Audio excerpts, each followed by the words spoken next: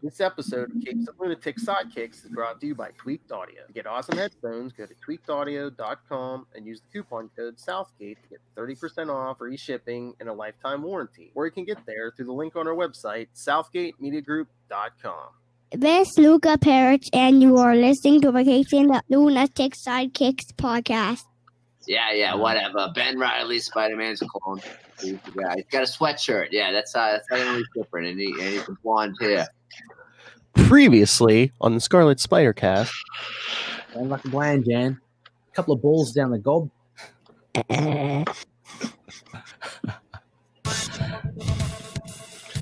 That's right. You're never going to know what's coming on any of these episodes. It's crazy. Welcome back to the Ultimate Spider Cast, Scarlet Spider Edition. I am Bill, joining as always on a sleepy Sunday morning in Boston. It is. This is Matt, rising and shining, trying not to yawn. I got coffee. I'll be fine. And he who has already completed his Sunday in Australia. Hello, it's Ray again. I've got my impact webbing and my stingers.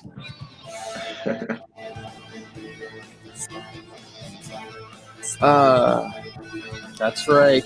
Because this time we're covering Web of Life from Web of Spider-Man 120 and 121, and Spider-Man 54 and 55. Both from all of these from January and February 1995. Hang on, do we have to read comics? Did we? Only joking. You didn't tell me you had homework. Yes, the boys are back with me again because yes, Lilith does not want to cover Ben Riley. All she's interested in is Peter Parker. I'm here for Peter. Disappointing. Peter appears in these issues, Lilith. Come yes, on. Exactly. You're missing out. Lilith is just lying on a roof during this. Her video's not working. Oh, yeah. It's so funny anymore. Just because, like, anytime like she says anything even remotely funny, she goes, "Okay, hit the Kona button." That's very flattering. Thank you. You've got to trademark that. It's literally labeled on my soundboard Kona button. Oh look, so I think Soshin's watching. Hey, Soshin. Soshin. Is he? You guys had that thing. Is he driving? Turn right. Indicator. Let's go to get some donuts. What's that old joke? Did you change your indicator fluid? All right. So yes, beginning in this issue, as it tells you on the cover, the Scarlet Spider, the mystery man called Kane, and the Grim Hunter on a collision course with Destiny. Yeah. It looks like you're gonna get 3 stories in here, and for $2.25, that's 75 cents a piece. Not a bad deal, but not actually the case. Well, yeah. Is anyone reading the floppies on mine? It's $2.25, but it's also a flip book. Yeah. Okay, I was about to ask. Yeah, if you can show us the flip, because I haven't seen that other cover. It's it's Spider-Man and Morbius. What? Okay. Because I guess it's an excerpt from some Spider-Man novel that was out at the time. Ooh, highbrow.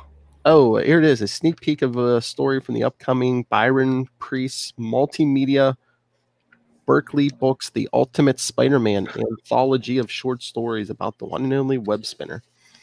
Oh, some CD-ROM action? Multimedia in 95. Oh, cutting edge. Unless they mean because it's like a written story and it has pictures. Because I mean, in the flip book, there's like a picture on each page, and a bunch of text. So, right, that's cool. You've never seen this before, kids. Pick words and pictures. Yes, I don't know if it's just the whole story or. No, they want to get you in. They want you to buy that multimedia version. Oh, and then they had the ad for other Spider-Man novels. Oh, yeah. the Venom Factor. I think I don't know if I still have that. Any of you guys read these novels? The Venom Factor I have not in many years. I think it was pretty good. There's a bunch of Spider-Man novels. I think I've remember it. Sorry, what was that, Matt? Yeah, Matt. Kind of broke. Uh-oh. Did he freeze? I've read the novelizations of both the Nightfall. Oh, okay. Oh no. Yeah, you guys borrowed it. I don't know. It's Thanos. or Professor X, one or the other. They're I've read frozen. books. I don't feel so good, Mr. Ray. Snap out of it, Matt. Snap out of it. I never should have brought you, kid. Because I mean, I've heard of the Daredevil. They have Daredevil. I mean, they got novels for every a lot of the characters, but I heard the Daredevil one's quite good. So, that's what I'm thinking about. Yeah, there's at least one or two Daredevils. Yeah, I mean, Marvel's been printing novels since like the 90s at least. Yeah. I mean, I think there might be some before them, but I just remember that's when they really started pumping them out, was in the 90s. Yeah. Yeah. The Daredevil ones are all in Braille, though. Oh. It's cruel. I think I've read some Spider-Man novelizations. I don't remember. They were probably got them from like the book club, Scholastic books you send away in elementary school or something. Did you Did you read them while you were hanging out? I did.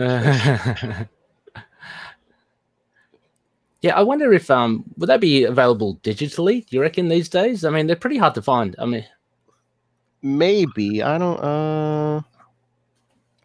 I know. Let's go to Amazon. There might be some Kindles, but yeah, I use Kindle, so that'll be good. I know there's a lot of Kindles for old Star Trek novelizations and stuff. But sometimes the originals are super expensive if you want to buy like the paperback version of stuff. So yeah, for collectors only.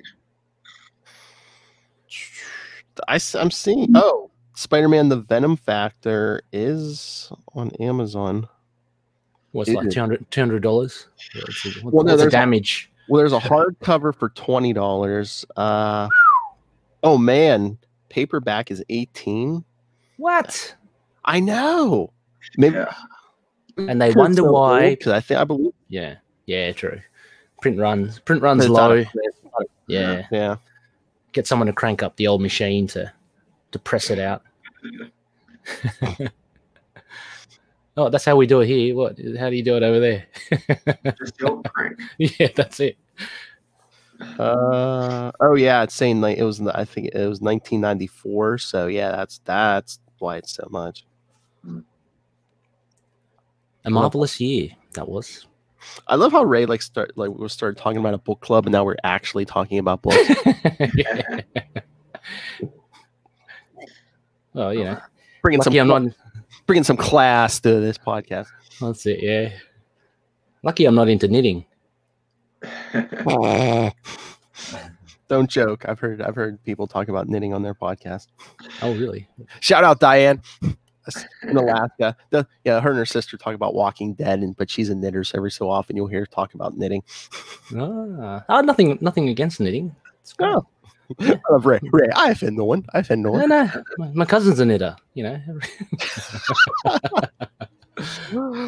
But yeah, Ray bringing some class to this podcast. Seed Love Hellfire. Deceptively hard. All right, so wait. Yeah, because I was gonna say, yeah, the first issue had the Morbius story. Spider-Man 54 has a Vulture story, I guess. Ooh. I'm trying to remember how far these went. Yeah, it was just the first two issues had the flip book. Cool. And then the last two went back to their $150 price point. Okay. All right. So I guess it makes sense. Yeah. They Failed hiked up venture. the price. Yeah. You should read more. Get yourself. They paid you for a free preview of a book that they whatever. Here, kid, read a real book, and you better because you're paying extra for it. That's it. All right, so yeah. First, Web of Spider-Man 120 from January 1995. Oh, look, we were just talking about this fellow yesterday, me and Lilith on Wade's World. Tombstone, front page. Yes. Back when he used to be like a big threat. He was trying to be the head of the underworld. Yeah, because when me and Lilith were talking about Deadpool Suicide Kings from 2009, Tombstone's almost a joke. They kind of paint him like a gangsta wannabe, you know. He's always trying to talk street and stuff, and it's very odd. Yeah, the best interaction is with him, and he has that relationship with Robbie Robertson, especially in the jail, and that was the best bit because they had a bit of back history, and he was really, I think he was really scary kind of in that. Once he started trying to become a crime lord, I think that's when the kind of wheels fell off. He was better off as a hitman. Yes.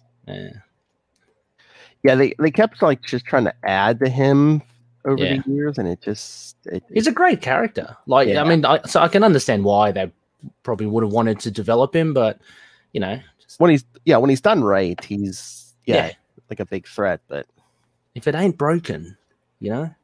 But no, this is a great beginning. You know, we just saw Scarlet Spider take on Venom previously, another big hitter. So now we've got Tombstone, very famous. I consider him a famous Spidey villain. I don't know about you guys. I mean, he's not, you know, he's not the Vulture, but like if you're reading in like the late 80s, early 90s, Tombstone, you know Tombstone. Yeah, so he does pretty well, but Ben Reilly showing his class. But yeah, they're fighting on top of a armored truck. I guess Tombstone trying to hijack because Ben Reilly's like, he heard about the jailbreak last night. Oh, we got to get the patented "I am not a man." Yes, yeah. And Tombstone's whispering here, which is really good. Yeah, he used to whisper all the time. I don't know if that was his voice, but somewhere along the way too, they lost that too. Yeah, I think it was something to he just something wrong with his throat. Well, that's what I thought. I know. It almost sounds like he's got, I don't know, a couple of balls down the gob. That's it. You took the words right out of my mouth. Oh, always right. Always. Sounds like a plan, Dan. Yeah. But I like how Ben Reilly's used his webbing, again, a little bit of ingenuity to absorb the impact of that oncoming van. So you don't see it that often, but he does it to stop it crashing into that, the cafe or something, restaurant. Yeah, because he like webs up his arms. Holds it back with his arms. Yeah, because they're fighting on top of the armored truck, and Tombstone accidentally knocks the driver out. Yeah. He was just doing his job. Yeah, that's it. Following protocol. I know. See, that's the thing. It's like, you know, Tombstone, I mean, look, he used to be able to punch through an armored truck. I don't think they ever show him to be that strong. I don't know if they ever show him to be that strong anymore.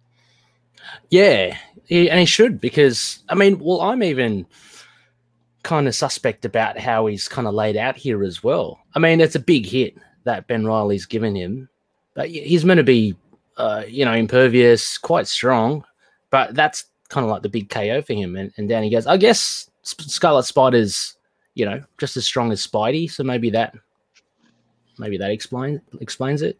Oh yeah, I think they wanted to put him up against some big, like, hey, look, he can fight a guy who's super strong. It's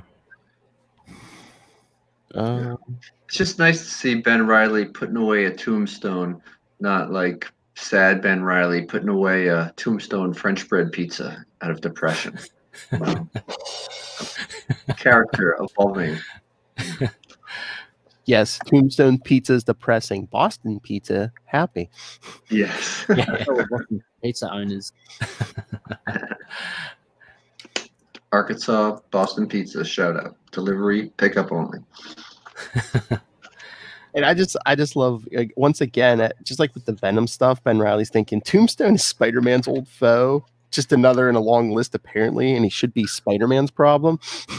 Yeah. Yeah. A little bit annoyed, Why is he out and about? Basically just calling out Peter Parker again. Yeah. And just a reminder then, so Peter Parker, he is lying on a rooftop somewhere, right? He's kind of at this time. Yeah, because right now in Amazing and Spectacular, they were doing the whole Web of Death. Get it? Web of Life, Web of Death. That was when he teamed up with 90s Daredevil, when he had that yes, yeah, okay, right. Gray costume, and he was poisoned by the Vulture and the Owl. Right. Wasn't Puma in that somewhere as well? Puma was in the previous arc, but after that, the next arc after that was the Vulture and the Owl team up. Okay. Who would have seen that coming? Who? Tag team there. See that? But I like this. After he stops the armored car, Ben Reilly just like rips a light pole out of the street and smacks Tombstone with it. Yeah, he's quite big as well. Look at him standing up against Ben Reilly. Afraid to face me like a man. Wrong question to the wrong man. I am not a man. And once again, Kane watching from the shadows. Yeah. Always looming. In that terrible costume. I don't know about you guys. I hate it. Supposedly, it's so weird. I forget where they said it once. I don't know if it was even just an interview or something, but supposedly that suit was like supposed to keep Kane stable because he was, to the clone generation stuff. But it's like, meanwhile, in most of the issues, they never mention it. Yeah. So it just comes across as looking a very unique design, but just a bit weird. I guess they wanted something to fully hide his face because,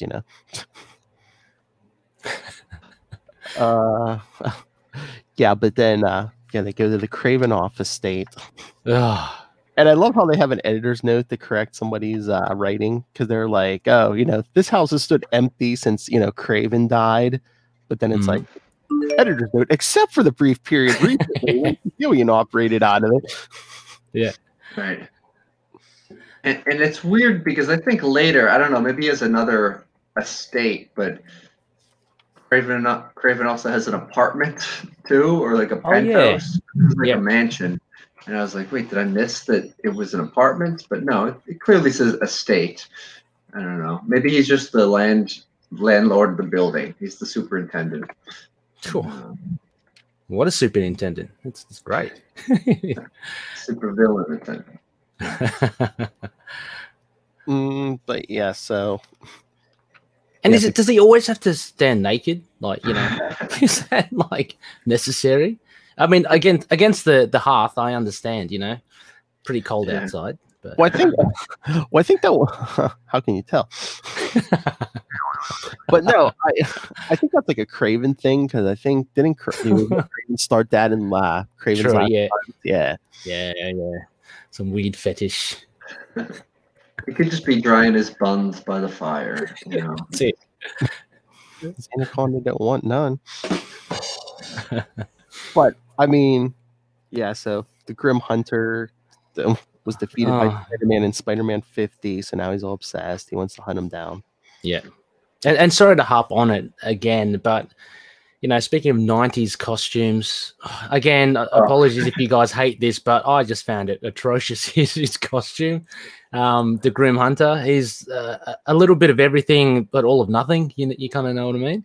He almost, I guess it's all armor maybe, but the one arm is just just one arm is silver armor. It almost looks like he has like a cable or forge arm, Yeah.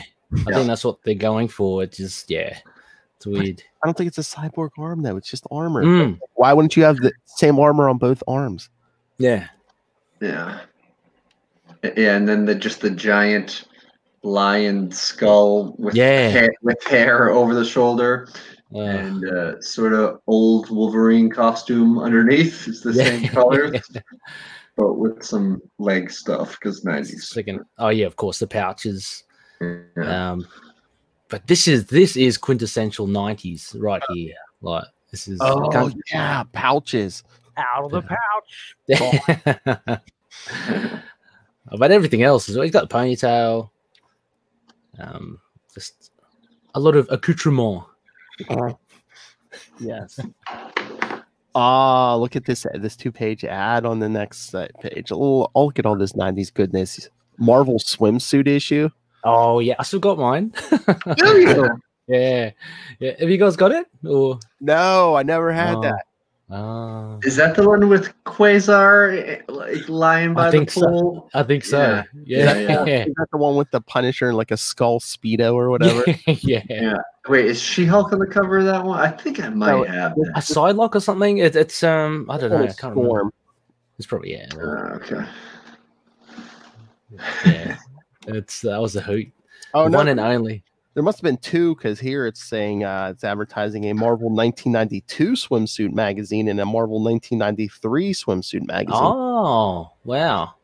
Well, yeah, maybe those covers were for both, like She-Hulk and like Storm and whatever. So yeah. Isn't there like some 2-page spread in one of those where like every X-Man is like at the pool? Yeah, in their swimwear. Yep. It's pretty pretty out there. Oh, hey Ray, on Wednesday, listen to the new episode of Super Connectivity. We were talked Avengers 33, but Charlie also has been buying old comics since there hasn't been that many new comics. He got Moon Knight #1 from 1998. Oh, 1998. It was remember when they came back for like 4 issues or whatever. Oh, Resurrection War or High Strangers, I think. I think it was the Resurrection, yeah. Because Resurrection War back and basically it's like, that's right. That's a good one. Those last couple issues of Mark Spector Moon Knight never happened. yeah, exactly. Yeah. Are they good? Tommy Lee Edwards on art. He's done some Batman stuff. Look at him pulling out the Batman. So, God. So the Grim Hunter preparing for his hunt, throwing some knives into a Spider-Man poster. But yes, basically, studying his movements, which comes up later. Yep. Right. Yes. At his limits. Yeah. Oh man! But then, Scarlet Spider still fighting a good fight out there, because we see, get some terrorists. He's gone. Yeah, I mean they have an anagram name, but I don't remember ever seeing them before or after this, because they're like, they're surviving faction of Ares, Assassin, Revolution, Extortion, and Sabotage. Yeah. They don't pull anything. Reach in there.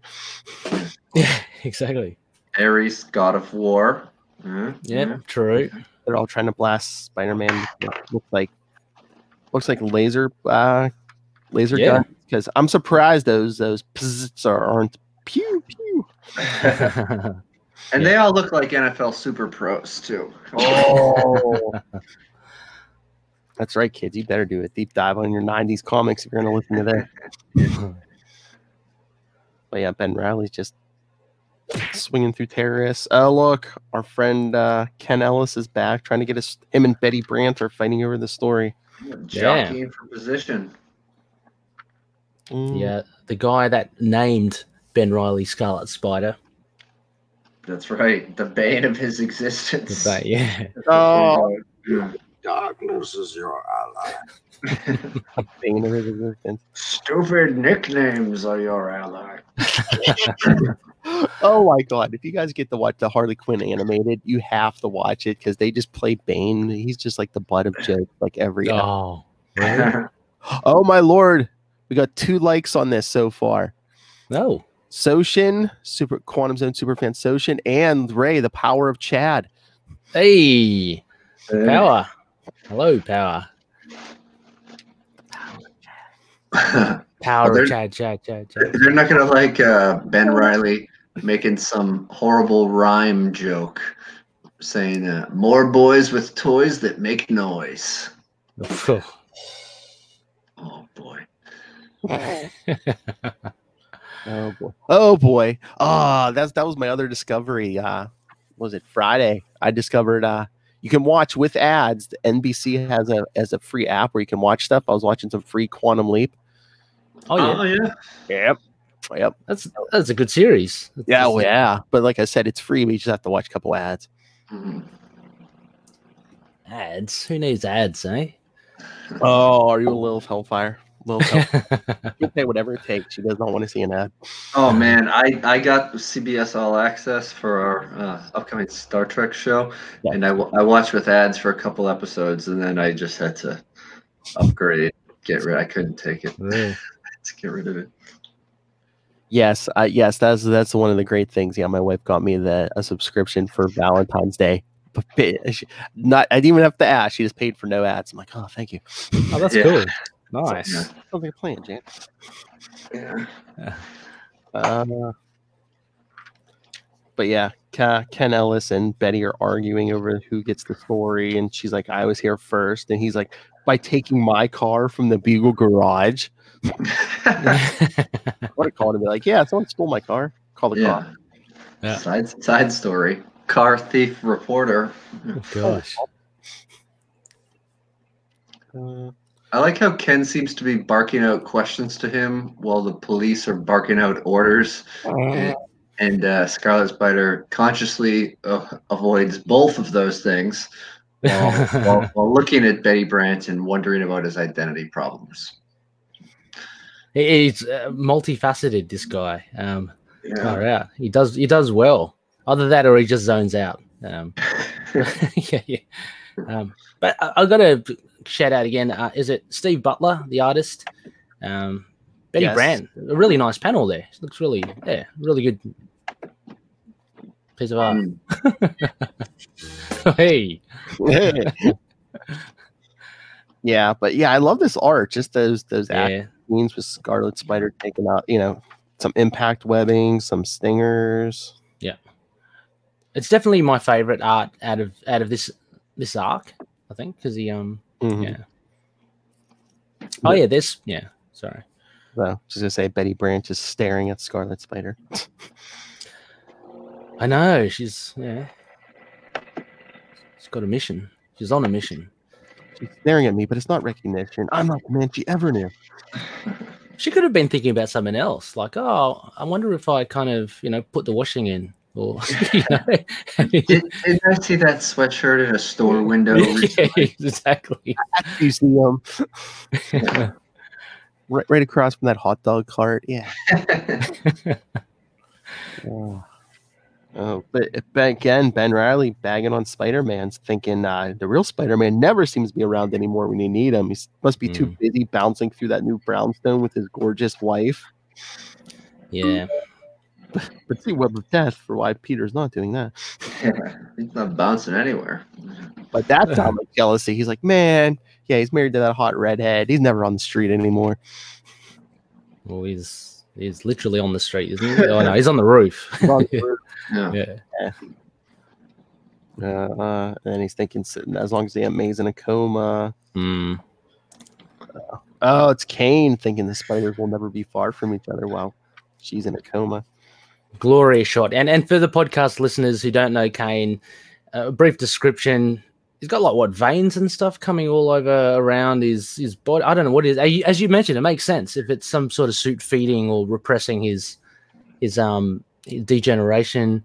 It's got a tattered cloak, and is that a horn on his shoulder, or is that just I think that's just part of the cape, but I don't know why it's half popped collar, half hoodie. I don't know. You never see him pop it up, but yeah. And the flowing hair, and then he's got some spikes on the side of his forearm and calf. And that's about it. Oh, no veins on the abs. Got to show off the six-pack. Yeah, exactly. Got to be well defined. Yeah, like you said, I don't know if that's part of the suit keeping him alive or it's part of his medical condition. Oh, wait a minute. The spiked shoulder and even the spikes on the arm. You know who that reminds me of? Batman. That's right. Yeah, they're all Spider-Man like. But yeah, but then he gets a precognitive flash. Mary Jane, and this is what's driving him, right? This is kind of what his mission is. Well, yeah, because he sees a supposedly a future image of Yeah. On killing Mary Jane. Which he didn't have. Sorry, he didn't have any precog powers in the Lost Years, right? We haven't seen anything like that. No, just in this quote unquote present, he has the. I guess he just developed it because it's weird as the degeneration goes on. I mean, spoilers. He's another Peter Parker clone. I guess this is the degeneration as like mutated his spider sense, so now he gets like flashes. Right. Oh, right. Because cool. That's what the Mark of Cain is too. That's the walls. Yep. Mutated. Oh, that's pretty cool. That's actually ties in well then. Because spider sense is kind of like a weird precog thing. So. But yeah, I guess it makes it stronger here. He actually gets visions. Yeah. So he's thinking how that's it. It's unbearable. He must do something. But then, meanwhile, at the Greater Pittsburgh Airport, that should be Pittsburgh International Airport, but okay. Oh yeah, this is near you, is it? Oh yeah, it is near you. Yeah. Yep. Did you see that guy with the bubble gum? Or with the hat that says Alpha? Oh yeah, Alpha Flight. Do you like it? Oh, you're joking. That works. But I was gonna say, is it Alpha instead of Delta? Oh yeah, different sorority versus fraternity. Yeah. Oh look, yeah. I took it as an Alpha Flight joke to show. That's pretty work. Yeah. But yeah, I guess Mary Jane's already been in Pittsburgh for a while because she's leaving. Because she's telling her sister she has to leave, be there for Peter, and when Aunt May comes out of her coma. A bit of a side. It's really a bit of a small thing, isn't it? This thing with her sister Gail. Not really much. It's just showing that she's kind of at Pittsburgh, right? Yeah, she's leaving. Yeah, it's just one page, but I'm trying to remember if they showed anything with her in the Amazing and Spectacular issues. You know where Peter's at. Oh, okay, right. Yeah, they might be doing more this month, but yeah, here. Yeah. Just to explain her absence, why she's not worried about her husband who's been poisoned on a rooftop for a while. Standing by a window, as she was wont to do in the 90s. Yeah. Oh, this works out perfectly. Yes, because this month, me and Lilith were talking about when they got engaged, which Peter followed Mary Jane to Pittsburgh. So, look, two Pittsburgh episodes this month. Ooh. Phil's in heaven. Sorry, I can't be fast in that Kona. There is a Massachusetts appearance later in the episode, but not quite Boston though. Mary Jane's getting on the plane. Kona's like, "Go north, go north. Come on, go to Logan. Yeah. Have a transfer. You're already on the East Coast. Just go north." So back in New York again. New York. Everyone has to be either posing or passed out on rooftops. Yeah. Ben Riley's sitting there without his mask on, thinking about how he took down Terrace and Tombstone. Yeah, he's finally proud of himself and happy, but he likes his mask, doesn't like his name. Yeah, I was about to say, like, it didn't last too long because he's always kind of conflicted about something, and he seemed to be doing well with Tombstone and the terrorists, but now it's his name that seems to be getting up his goat. So, I guess we'll see what eventuates. But no, he's doing really well, I think, at the moment. Yeah. He said he feels like he has a purpose for the first time in years, but he can't help feeling guilty because of Aunt May. Yeah. Because you know how previously in that arc with Venom, it seemed constantly just going, am I good enough? Am I good enough? Am I good enough? And now there's like none of that here. So it's good. He's developing. I'm good enough. I'm smart enough. And doggone it, people really like me. Yeah. I mean, he did have a pretty tough go of it out of the chute going up against Venom. Now he's got a little bit more of some manageable foes to deal with. You know, True, Tombstone and Ares and some second-rate faction. Oh my lord, how funny would that be if the title of the issue was like "The Not So Deadly Foes of Spider-Man"?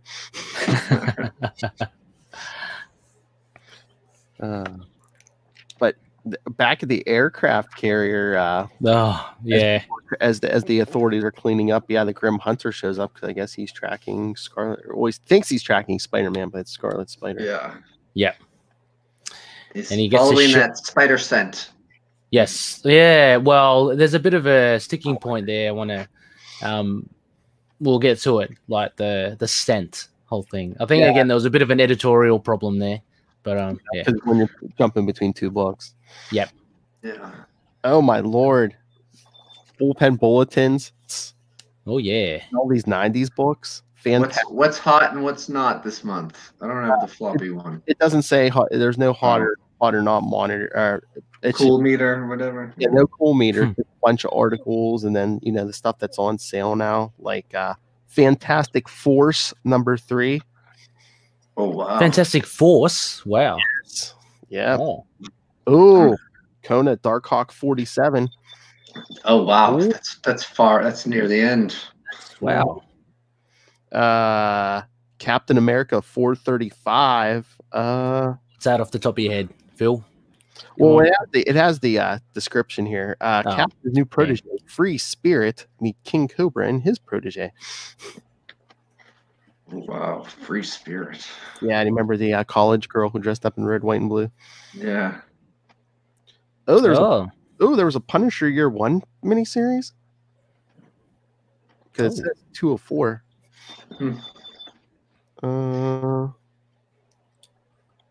Let me guess, his family gets shot. It does happen in Year 1. How did you know, Ray? It says they killed Frank's family, and Frank is next. So maybe someone tried to come and finish the job. Oh yeah, that would have been Namor 58. Ooh, what's that one? A Russian spy ring provokes the wrath of the Abomination. Ooh, cool. Force Works #7. Oh wow! It's the Deadly Hands of the Mandarin. Oh, and all right, all right. NFL Pro Action #3. Hey, it's not NFL Super Pro. That's what I thought I was going to say. Is that a spin-off? NFL Pro Action? Oh my lord, who wrote these? Matt Kona. Go the whole 9 yards with the all-new Spider-Man story. See, going the whole 9 yards is not going to get you a first down in football. So I don't know what's up with that. Yeah, is it in 10? What the? Oh, maybe you're not going to get a first down. As professional football extra Phil Perich would say, it's not going to work. But it was an extra in a Batman movie. That's true. Were you? Batman. Yeah, and The Dark Knight Rises. You in the stadium, right? Yeah. Yeah, you can't see us, but yeah. We were there. Oh, well, I saw you. I think I saw you. We had to pretend fear every time Bane came out. Like that's what I said. I saw that kid sing the national anthem. I can't remember how many times. How did you get in? Did they audition? Like, how did you? You had to sign up, and and then they like sent you an email, and you had to bring like this form. You had to fill out this form, and you had to bring it with you and stuff. Yeah. Oh, cool. But again, it was a whole stadium, so I mean, it was a lot of people. But yeah. It's interesting to know how they grabbed that many people as extras to. Well, yeah. I forget where I saw it, but they're like, we're going to be filming in Pittsburgh, and yeah. When we were talking about this on the Quantum Zone, I said it just sucks because it was like it's supposed to be in the winter, so everyone's supposed to be wearing coats. But in the middle of summer, I forget I think it was July or August.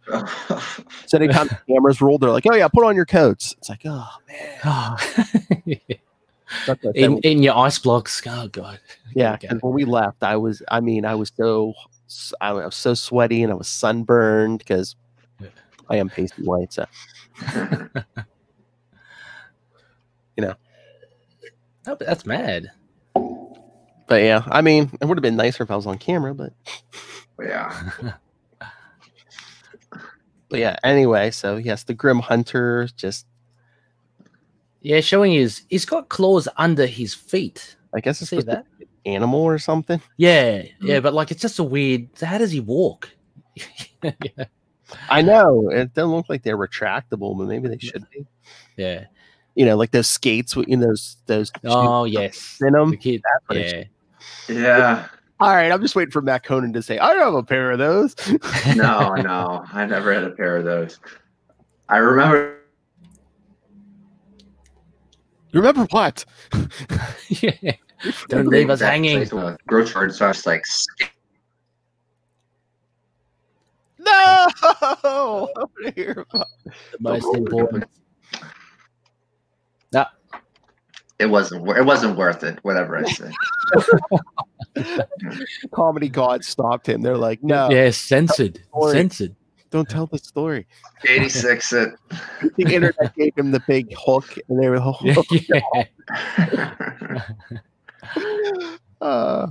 so the Grim Hunter beats up all these I think they were MPs, but then he picks up the scent and follows it as Ben is creeping on Betty Brandt, like literally creeping down her wall. Yeah, he's just got a crush. Come on. Yeah, there's a bit of floating in this. Oh yeah, Betty Brandt shows her interest as well. She calls him Red, which is kind of a quasi reference to how Peter Parker refers to Mary Jane, isn't it? Oh, yeah. Can you make some time for me for the hottest interview of the year? Yeah. Yeah, the night is yours, Red.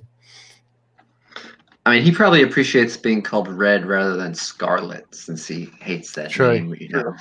It's a wise choice of words from her. She did well. So what do you get out of this? A chance to set the record straight to someone somewhere in a sympathetic ear. And I mean, they're inching closer to each other. They are. But she's like, oh, bad choice. I'm working on my objectivity. I've lost it too often over the years, too easily, even too recently with Archer Bryce. Yeah, do you know who that? Yeah. Yeah, I mean, he was some rich guy. That was the whole. I don't know if anyone read the Who Is Facade. I think we mentioned this before, where like somebody like did a murder or two wearing this facade armor, and there was like a whole bunch of suspects. I think. That's who Facade killed Lance Bannon. That's it. Oh, Lance Bannon, I remember that. The homeless dude. He got killed. Yeah. Ah. So it's like, who killed Lance Bannon? You know, this whole facade armor. I think John Jameson was one of the suspects. There was a whole bunch of suspects. Oh. And they never answered the question. Oh, that sounds familiar. Yeah, they never answered the question. And then I don't know if was that a Steve Butler or whoever wrote it, I guess, or Terry Kavanaugh. Might have been a Kavanaugh. And then I don't know if he never got the chance to answer it before he left the book. So. Oh, right. Everyone was like, oh, okay. Unsolved murder. Yeah, we'll just leave it. No big deal. Justice doesn't need to be there. So she says she's working on her objectivity, which I guess Ben left after that because the Grim Hunter tracking his scent shows up. Mm-hmm. Again, no tracking his scent. Yeah. As Betty's working in her garden, so yes, the Grim Hunter shows up and tiptoes through the tulips.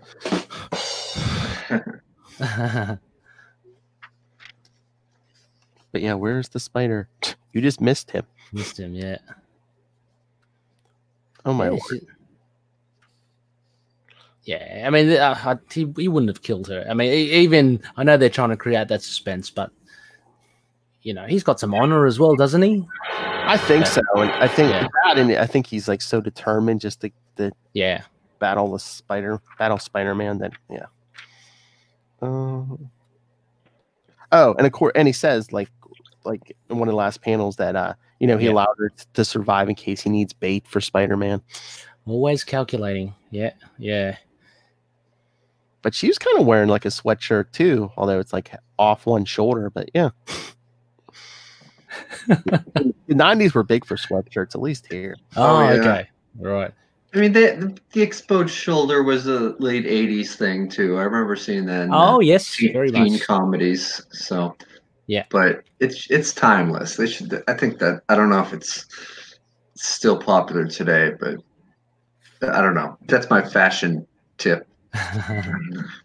Well, with the '80s, you just needed that sweatshirt with off the shoulder, and you needed a perm, and that was it, right? That's true. Yeah. That's one of the many nice things about podcasting with Lilith. I'm just like, was that ever like a woman's fashion? Oh yeah. And it's either yes or it's like no. That's just like what these old men who are some guy just It's interesting, isn't it? Because I never gave it any thought when I was first reading these comics as a teenager, but rightly so. I mean, some of the fashion, I'm sure a lot of females will be going, "Oh gosh, that is just so wrong." Because if you just like, look at some of the stuff Mary Jane wears and like the Todd McFarlane issues, the Eric Larson issues, I mean, there's just like garish colors and stuff. And there was that in the previous episode that we did. I don't know if it was because of that woman up on the bridge. Yeah, she was wearing that petticoat. I don't know whether whoever wrote it was or whoever drew it was really old, but it was way out of fashion. Yeah. Like 19th century or something. Yeah. Fashion suicide attempt. Oh man. These Spider-Man issues, like it seems like they always open Howard Mackie always opens them up the same, because remember last arc, like was it the first Spider-Man issue? Yeah. Like he went to the Bugle looking for Ken Ellis. Where's Scarlet Spider in Spider-Man 4 first page? On the Daily Bugle. On the Bugle again. Yeah. Yeah, it's kind of like a fun misdirect, because he's so fired up. You think he's hunting a villain, but no, he's just ticked off about the nickname. Yeah, it's a very minor quibble, isn't it? But oh, I'm gonna stop him. Because Scarlet Spider comes into the Bugle and just gets flooded with Peter Parker's memories of everything. It's like, oh yeah, that's where Peter Parker used to, was mooning over Jonah's secretary Betty. Yeah, and all these memories are again as if they were his memories, and it's again another reminder that of who he is really, or what he is, just a clone.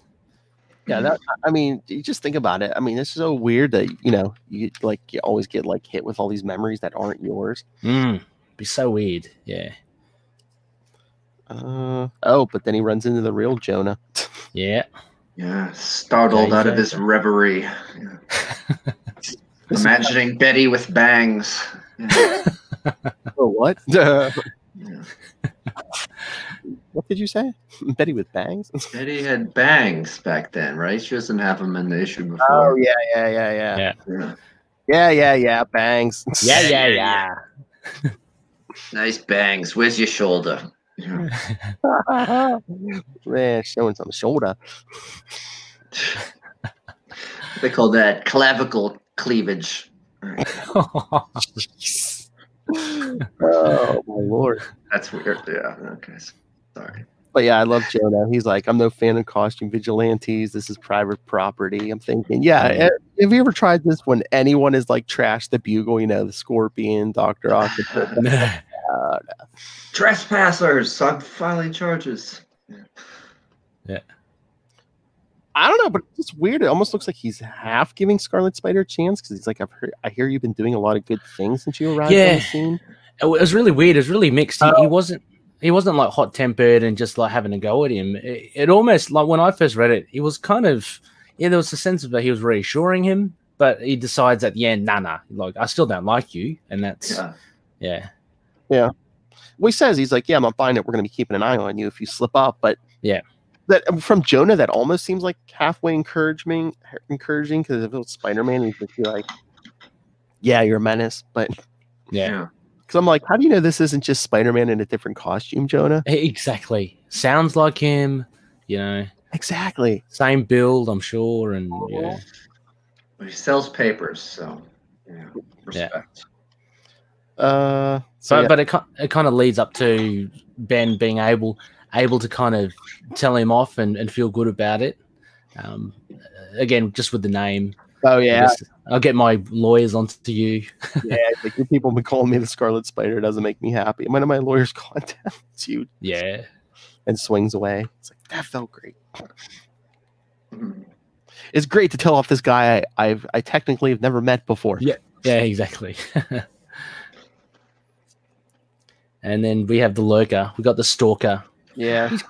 What a creepy creep. Eh? I told you people that was one of the big hallmarks of the Clone Saga. It's just someone always has to be creeping in the shadows somewhere. Yeah, Kane's still watching. Ever present loom. Yeah. Luma. But yeah, so I guess the Grim Hunter stops. I guess Craven. This time Craven's penthouse apartment. Yeah. There you go. Yep. That's what you're talking about, Matt, yeah? Yeah. The estate, the penthouse, they all... I mean, I guess it's fun as long as they all have that fireplace. Yeah, right. Yeah. It's good to see some clothes on him this time. It's good. I see what you mean, because it's like... I guess he has more Spider-Man posters, and he's been throwing more knives at these posters, too, because he was doing that at the estate, too. Yeah. Yeah. You should see how many Spider-Man photos are in the Kravenoff condominium. Yeah. Blocks of you. Blocks of dead. But I just love, I'm going to practice my knife throwing on these non-living, unmoving targets. Yeah, and on these huge targets. I mean, look at the size of Spidey's head on that. Like, if he misses that, then there's something seriously wrong with him. Practice on a non-moving target, because, Spider-Man's not that fast. Yeah, exactly. Yeah, he'll stay still. I mean, he is laying on a roof right now, so his odds are good. Yeah, true. Yeah. So we see this guy Gregor. Yes, apparently he's a close friend of Craven who is entrusted with kind of taking care of his son. Although at first it appears like Grim Hunter doesn't even know he's there, but then they're talking and working together. Yeah. But Grim Hunter's a little bit too busy talking to his dad's ghost, or just the empty room for a while. Portrait, the big family portrait hanging over the fireplace. Yeah.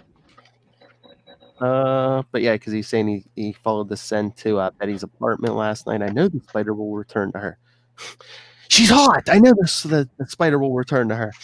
Yeah.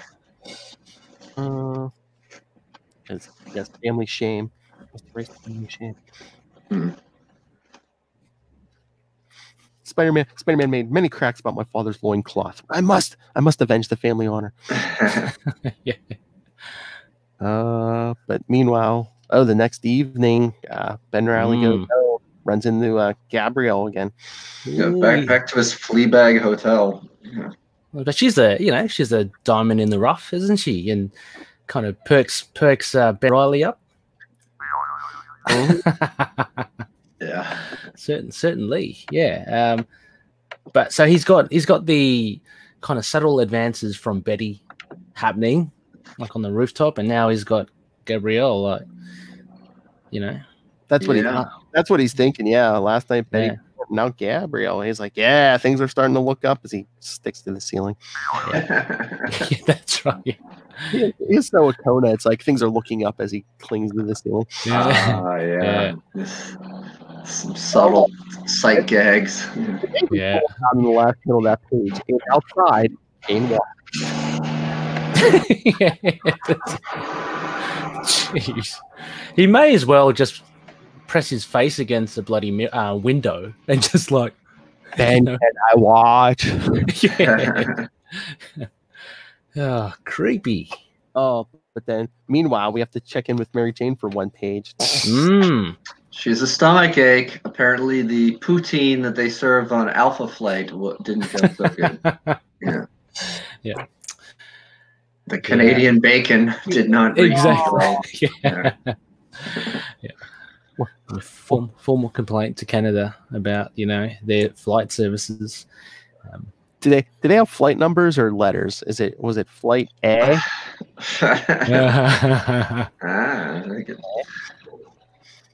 But yeah, Mary Jane's getting dressed at the doctor's. I I just been feeling a little run down. Yeah, stomach upset. Would have been surprised if it gave me an ulcer. And the doctor says, "Could you come into my office? We need to talk." You know you're serious when you put the glasses down and you're looking up from the glasses. Yeah, they teach you that. So yes, but then in a section of the city, even the police had void. No. Yeah, it isn't. We've seen Kane just for a long time now, in this arc at least, just lurking and stalking. So it's about time that I guess we see what he can do. Takes a break to do a little killing of uniformly dressed bald thugs. Yeah. You gotta keep in shape. I mean, he's practically killing skills. Yeah, but he's just going through. I always assume like if they, if all the punks are bald, they're trying to say they're skinheads or Yeah. But they're wearing uniform as well. Like that's what I'm saying. That's like it's crazy.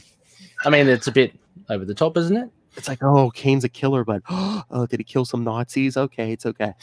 Yeah.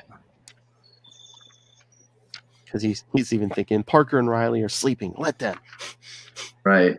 I kind of like the juxtaposition of showing Spider-Man laying on the roof and Ben sleeping in the same position but in his bed. Yes. Oh yeah, that's really good. The roof is probably cleaner than the Fleabag Hotel Ben's sleeping in. Yeah. Yeah, because there's some water on the roof from the rain. So yeah, I might have watched. Exactly. Not as stuffy. Clean air. Yeah. Cleanish air. Top bunk. Who knows when Ben Riley cleaned them shoes? I don't know. Oh, yeah, I know. He's just had, two women advancing towards him. So yeah. And there's Kane again. Bloody Kane. I know. Now he's on a rooftop looking. Peter Parker and Ben Riley on a collision course. Yeah, they're both laying there. So it's like, who's having this dream of the clone coming out of the tank? Yes. I read it as it was sort of like a synced up thing, right? They were maybe, yeah, because I mean later on they do show that Miles Warren kind of put some some programming in Peter's head. Yeah, I thought the image was cool with like the half Spidey mask over the sleeping face. Yeah,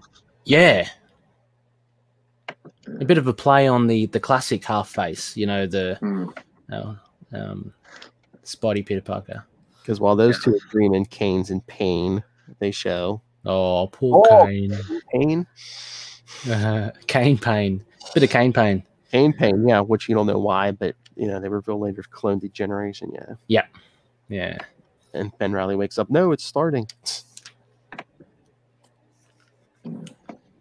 Look, yes, here's the Massachusetts scene. Because, yes, Ben Riley calls his friend Dr. Sewer Trainer. Yeah, this is a weird one. I know, man. I don't remember Sewer Trainer ever being in the X-Men, but look at that costume. Yeah. Yeah. But hang on, again, did we see this guy before? Am I just totally blanking on him? I don't know if they actually showed him, but remember when he got injured last time, I think he kind of like passed out. Yeah. And we heard the Seward's voice on the phone, like, right, Ben. Okay, right. So he was the one that Ben was calling from the payphone when Gabrielle found him. Yeah. Oh, okay, right, okay. Yeah, but this is in the Berkshire Mountains of Western Mass, which I don't think I've ever been to. I hear it's nice though. They got good secret labs there. Big open labs. Yeah. Take strolls on the beach, No beach. No beach. But Ben called Seward to say, I'm having weird dreams. Could degeneration have started already? That's the other thing. Like, he never degenerated, but like, it would make sense though. He was a clone, but he was always afraid. It's like that could happen. Yeah. Not only do you have another man's memories, but it's like, I could die any day now. Ben, why couldn't you have stayed around long enough to finish the testing? Stay where you are. I'm coming to New York. Hopefully Cyclops doesn't see I stole his uniform. Yeah, exactly. It's got a bit of the colors of Taskmaster as well. You just have to put a cape on him, and he's there. Oh yeah.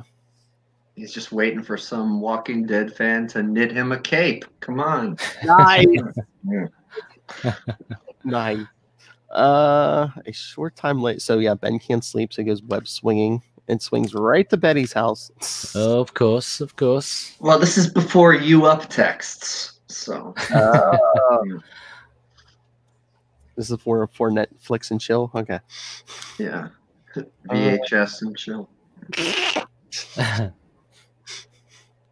And so basically what Betty says that she's given up the chase for the story because she wants to really pursue, other avenues with Ben Reilly other than the professional, journalist.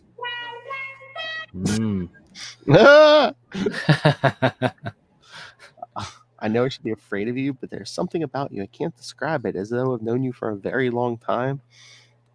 Yeah, that's such a lie. Yeah, exactly. Yeah.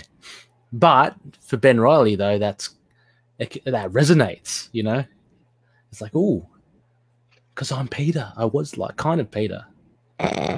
Yeah. Oh, so Betty's saying, I'm here for Peter. Yeah. But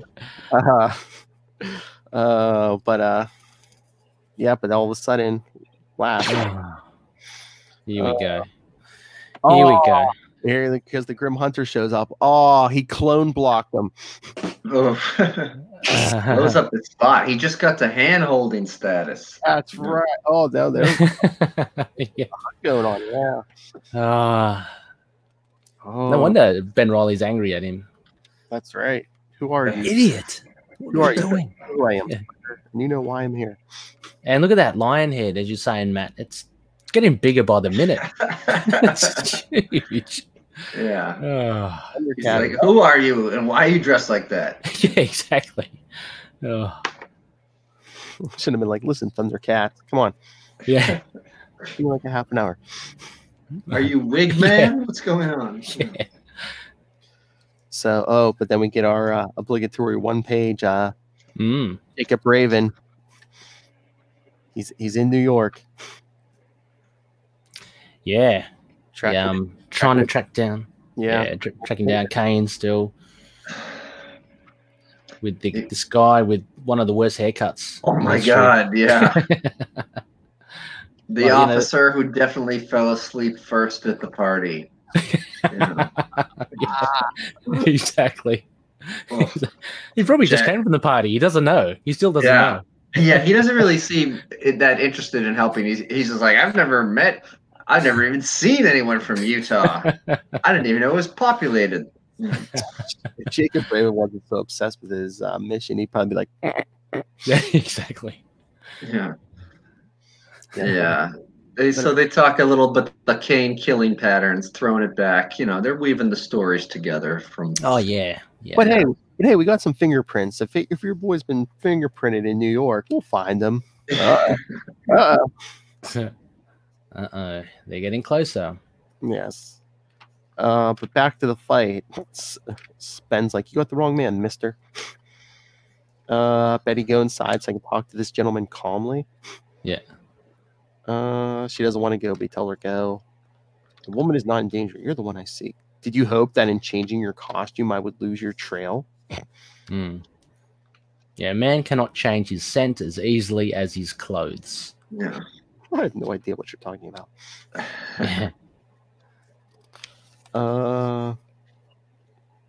He calls him a coward. The hunt concludes now, and he says, have it your ways. He starts blasting with some stingers. Oh, right up that metal arm. Ah, damn. Poor placement. Exactly. Yeah, because he says, your projectiles are no match for my body armor. I have projectiles of my own. And he throws those knives and misses. Should have been like, this was so much easier when you didn't move. Yeah, exactly. Yeah. This is not what I envisaged. Yeah. Can't hit what you can't catch because Ben jumps up. He's like, if he's following good, got to lead him away from Betty. Yeah, exactly. Get her away from there. Lord, I will track you down to the ends of the earth in order to avenge my father's. Oh my Lord, Peter Parker said that in the Spider-Man '90s animated series. Did he? Black costume. He's telling Shocker, "I'll track you to the ends of the earth." Oh, this was. I think this might have been when it was out. Someone was watching the animated series. Yeah, so Ben jumps down and like kicks him in the back. I have no intention of hiding. Never hiding, yeah. Gets him good. Starts and then just starts throwing haymakers at him.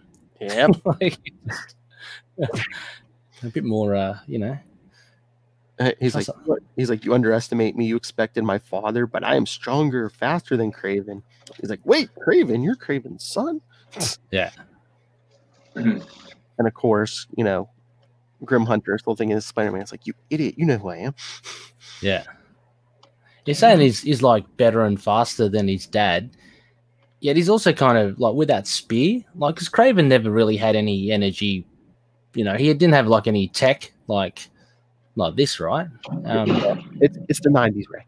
Yeah, but like he's not good. Like he's meant to be a hunter. He's relying on just a knife, right? A knife and your loincloth. That's all you need. Oh, Ray. So what are you saying? That's not a knife. But it looks like, you know, Ben Reilly easily tries to get some impact. I love this impact webbing. Tries to get in, but totally misses him. A couple of balls down the gob. That's it. Yeah, because missing with the impact webbing and I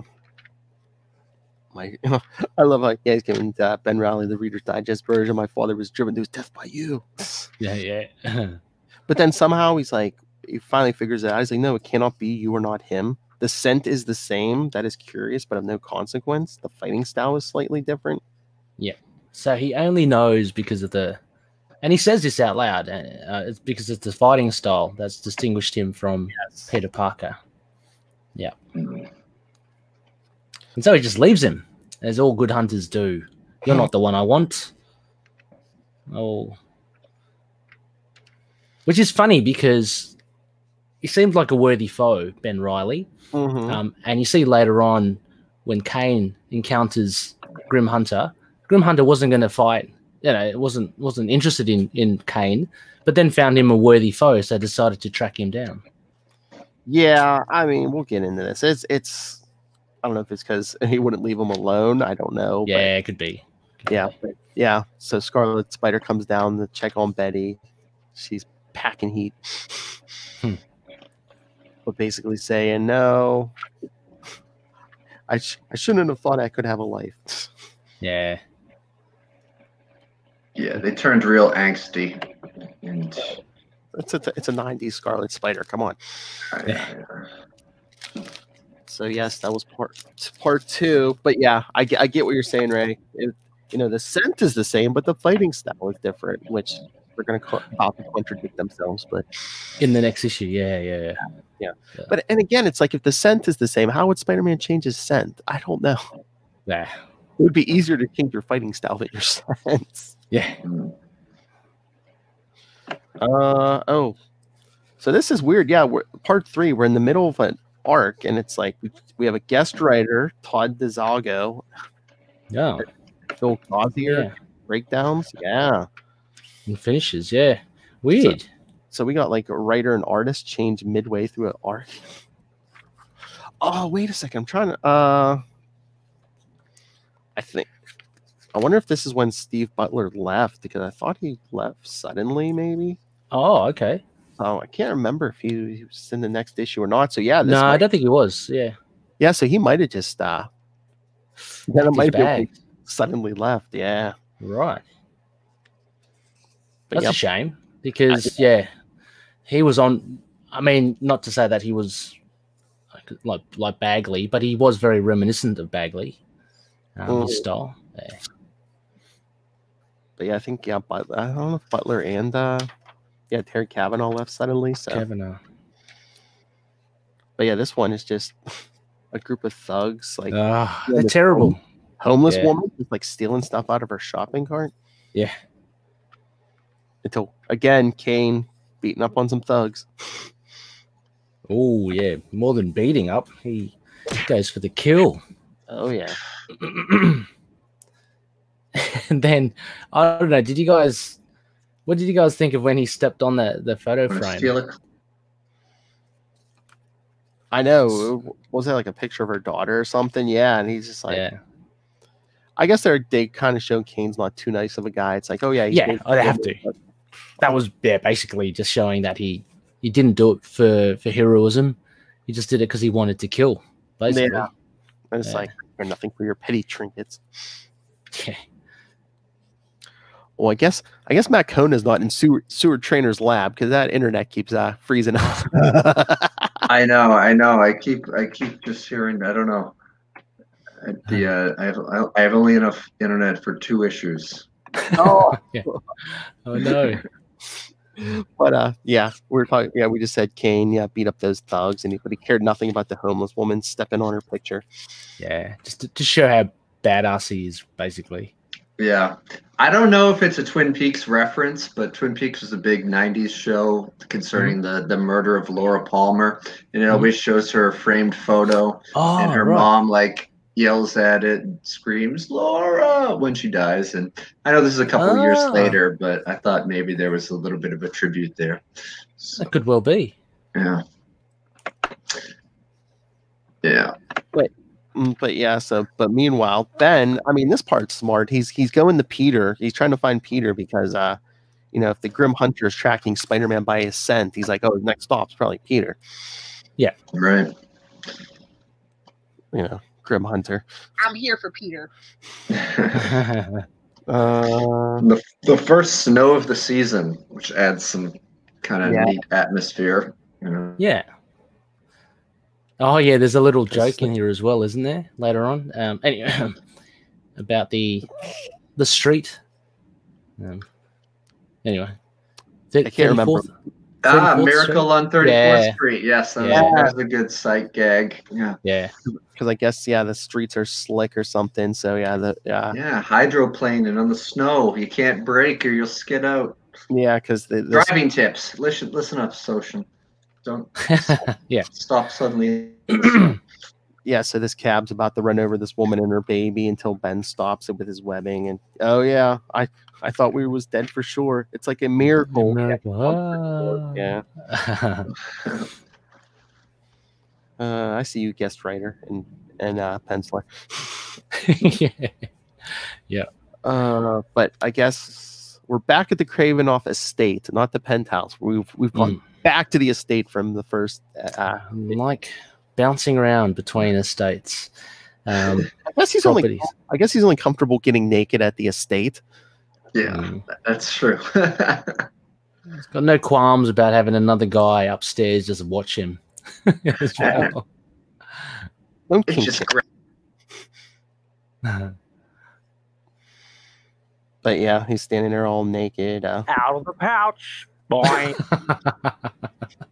Certainly. I'm sure there's a lot of boinging happening. Whoa! And it's Gregor. That Conan is frozen or like stuck in the longest sneeze ever. Are you back? Well, I was about to sing "Let It Go." I have no idea what I look like when I'm frozen, but I'm following. Well, this last one, you were kind of like, okay, you were like stuck in a sneeze, and I think you might be stuck again. Oh, he's doing. Maybe I should leave and then come back. If you want to try it, yeah, that's fine.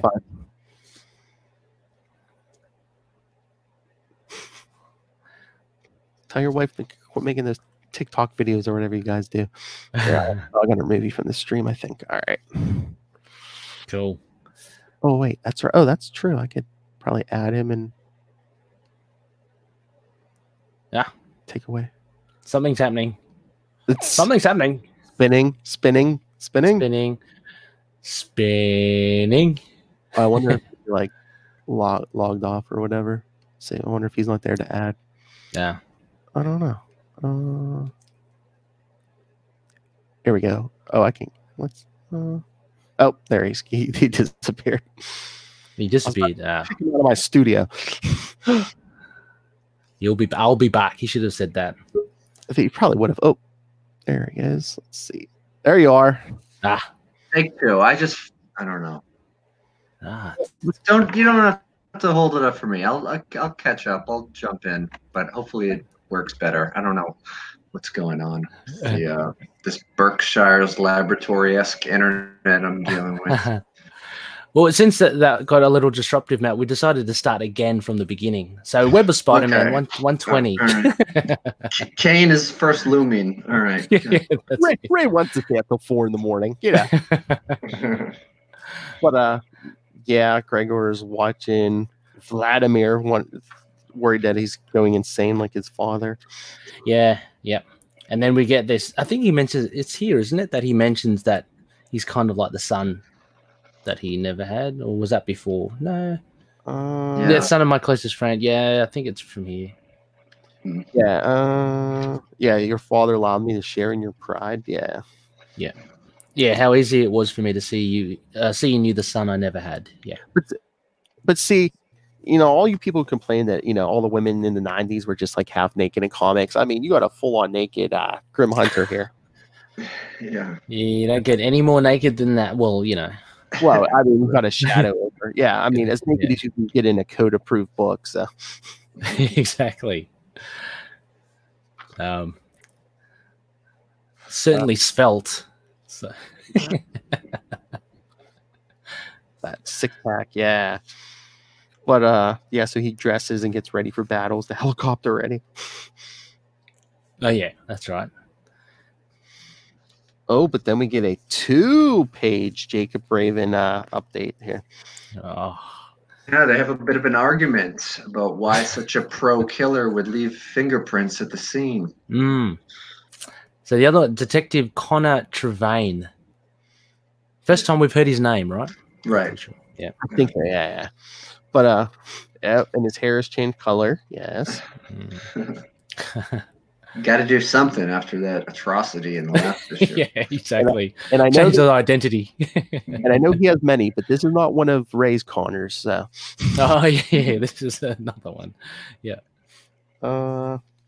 He beats his victims to death with his bare hand. Then he leaves that mark. Yeah. Anyone who would disfigure his victims that way has got to be demented. Yeah. Yeah. So the guy's smart. So why would he all of a sudden be stupid enough to leave a print at a crime scene?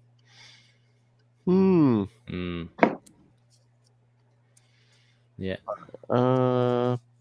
So yeah, Sarah's convinced he's in New York. I think it's time. Oh, they must have tracked down the prints. I think it's time we paid a visit to the man with the matching fingerprints. Ooh.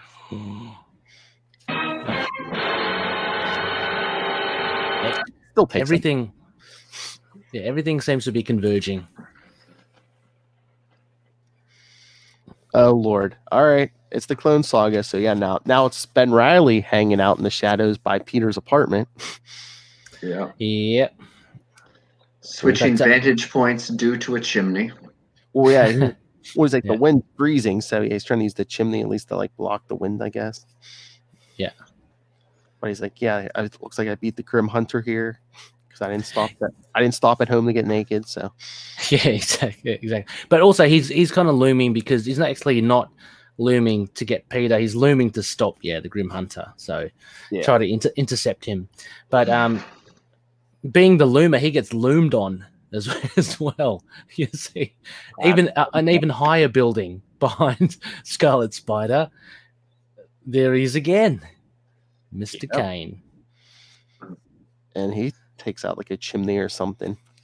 Those damn chimneys. I know, they're terrible. He's watching Parker. I will be watching him, and I won't allow anything to get in my way, just as I won't allow Riley to interfere with my plans for Peter and Mary Jane Parker.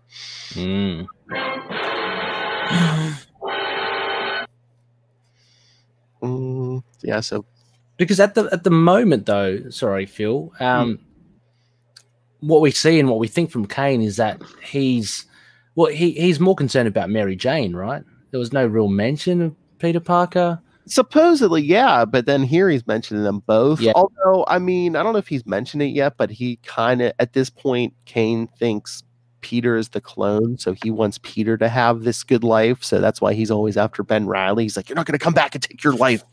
Right. Okay. Yeah. Yeah. Which we kind of see here because, you know, as Ben's watching Peter's apartment, yeah, he gets hit from behind. Yeah, and again, no spider sense because there's a nullifying effect, I guess, between these clones and stuff. Similar to Venom, they don't. I was going to say, each other. Yeah, with the clones, I guess I don't know if the spider sense reads it as him. Yeah, I don't. It's very weird, but yeah, I don't know. Since they're both clones, if it's reading as the same DNA, so it's like, oh no, I can't bunch of myself. Exactly. I see Matt Kona there. He was doing his best Blair Witch Project impression right up to the camera, but he's moved back now. Oh yeah, there he is. Oh my lord! That's Blair Witch Project? Did you say? Such a headache. It's just like, oh god. Yeah, exactly. Just need that snot coming out of your nose, Matt, and then it's perfect. That's not snot. Oh. But yeah, so yeah, Kane has hit Ben from behind, and it's like in big bold letters, Kane. He gets the biggest font, doesn't he? Oh, of all. That's a big one. Kane, yes, Riley. Where's the Scarlet Spider now? He recognizes me, but how? You're not Spider-Man, so let me see. I know Spider-Man's clone is running around. How did I know that's you, Riley? Yeah, exactly. Who's the only person that has the Scarlet Spider, costume? Exactly. Well, you're not Spider-Man, so I know one other clone running around. So yeah, so he just then tries to beat down Kane. This is a cool fight. I like this. Oh yeah, fighting on this. Kane is stronger. Well, he seems quite deadly. I mean, we know from the Lost Years and all that. At the time of this printing, I guess not, because that came much later. Yeah. But I like this fight. Oh yes, we're punching each other. Kane pulls that pipe out of the roof, swings it. Ben tries to hit him with stingers. I guess the suit. Yeah. Weird. Suit maybe because they seem to bounce off, but then he tries to hit him with some impact webbing. Awesome. Couple balls down the gob. Couple of balls. Yeah. Couple of balls flying towards you. Because he webs Kane to the wall, but Kane just rips the wall. Yeah. Yeah, he's just hitting him with pieces of the wall that are stuck. Because he thinks I've got a bit of time now to ask you questions. It's like, nah, not gonna happen. Yep. Oh yeah, because the Grim Hunter shows up. Yeah, because Kane just starts choking Ben. He's like, I'm blacking out. Yeah. So he hits Kane on the sides of the head. The old boxing the ears. Then Kane picks up a big piece of roof and just hits Ben. That's brutal. Yeah. Meanwhile, oh lord, yeah, Grim Hunter's looking through that. Eye roll. Spider-Man Grimmy. Spider-Man always has a skylight. Yeah. Yeah. But then he turns around, and he's confronted by Kane. I wonder if he said it like that. That would be cool. Because Kane and Grim Hunter are about to go at it, and Ben's like, "I got to stop them both. If I don't, Peter's dead." Yeah, but he just had a huge piece of debris just smashed on his head. Well, a couple, because Kane had those webs. Oh, that's true. And then he was just beating them with them. Yeah. So yes, the last part, Spider-Man 55. Kane. Howard Mackie again. Yeah. Kane, Scarlet Spider, Grim Hunter. One will die.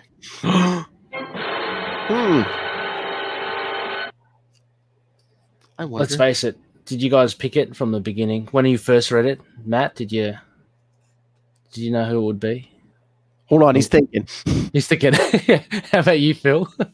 Yeah, I can't pretty much because it's like, yeah, me too. You set up this mysterious Kane figure. You haven't revealed who he is yet. Yeah. I don't think they're killing Ben Reilly yet. Yep. Pretty much. So yeah, it opens up with Ben laying there in the snow. Has he been there for a while? Snow starting to lay on him. Yeah, it's been a lot could have happened between now. He's got a bit of coverage. Oh, this issue has a guest penciler too, Mike Manley. Manly Mike. He did some Quasar. Oh, did he? Yeah. Okay. Yeah. Kona's on the move. The internet doesn't work since yesterday. I don't know. Let's hear a day in the life of Matt Kona. Hi, Yale.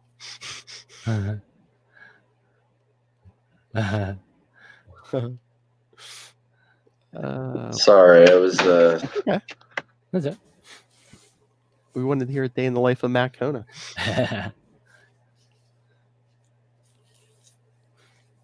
Disrupt. He's going to go and sit right on that internet router. Yeah.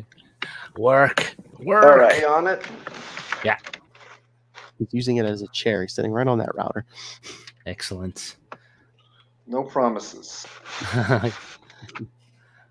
Yeah, we're just talking about Ben Reilly laying there on the roof, covered in snow. Yeah, he must have been there a while because he's partially covered by this, unless it's heavy snowfall, of course. Yeah. Which I'm not. I'm foreign to snow, but you guys would know, like, you know, only take a few minutes, doesn't it? If it's like really heavy. If it's heavy enough, yeah. What, you never get snow? Nah. Oh my. Yeah. Oh, that's it. Well, it's Lilith moved to Australia. Lilith hates snow and stuff. Yeah, that's why she lives in Florida, because they never get snow. Really. Nice and balmy. Yeah. Lilith, Australia. Kona, you there? Or are you just sucking your finger? There he is. Hello. Yeah. Matthew. Kona. Dun, dun, dun, dun. There he is. He's moving. There he is. Quit doing those fancy boy poses. Oh. A little something for the viewers, huh? I don't know what to say. Should I just send you my feedback for this issue and stop the choppiness? It's up to you. We're on the last issue. It's if you want to bow out, it's fine. Whatever you want to do.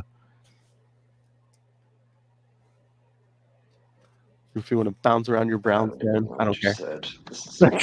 Oh no. Oh, we've all been there, haven't we? It's terrible when the internet goes. I was gonna say this new StreamYard's been working fine until Matt Kona. Here, maybe I'll message him. I don't know. I think it might be my internet because, because it comes on, it goes on and off. Or I think Matt was saluting off. Yeah. Yeah, I mean, it's up to you. Yeah, we're on the last one, so I got this. Being too disruptive. I'll send you something. Yeah, do it. Okay. Hurry up, we're on the last issue. Yeah. Kane is sitting on my antenna out. Yeah, he is. So. You're being loomed. To you. That's what Kane ripped out of the rooftop. Your internet. Oh, when he smashed the chimney. Yeah. Matt was downstairs. Great. That's all right, Matt. I got this cheeky bugger with me. We'll be fine. But yeah. So it's still a bit wobbly. And I must say, I did like. It's a small thing, but I did like those 3 panels because you don't often see a lot of line work for the shakes and stuff. So it's drawn really well from Mike Manley. Oh yeah, and then that splash page of him swinging away. Yeah, that's a good. I think I even screenshot that because I kind of liked it. So. Oh yeah. To it, save Parker's life for her because he's focus on Aunt May. Yeah.